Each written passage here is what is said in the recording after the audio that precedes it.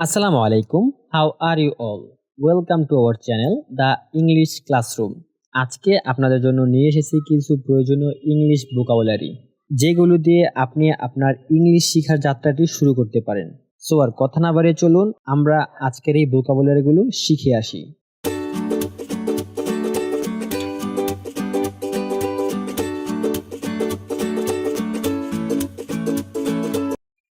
ইবার ইবার অর্থ কখনো, এটা কখনো বলবে না। Don't ever say that, don't ever say that.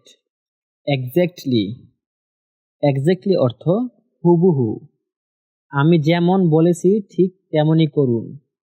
Do exactly as I tell you, do exactly as I tell you.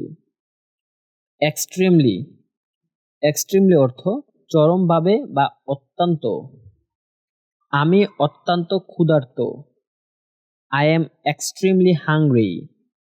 I am extremely hungry.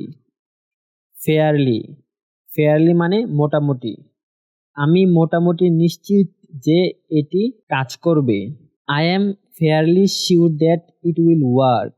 I am fairly sure it will work.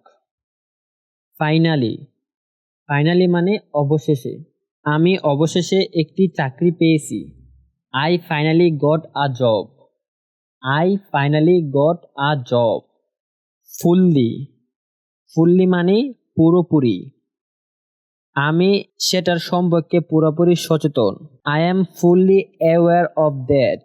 I am fully aware of that. Almost almost মানে প্রায়, আমি প্রায় প্রস্তুত। I am almost ready. I am almost ready. Already already মানে ইতিমধ্যে, আমি ইতিমধ্যেই এটি করেছি। I already did that. I already did that. Altogether altogether মানে পুরোপুরি, আমি তোমার সাথে পুরোপুরি একমত। I altogether agree with you. I altogether agree with you.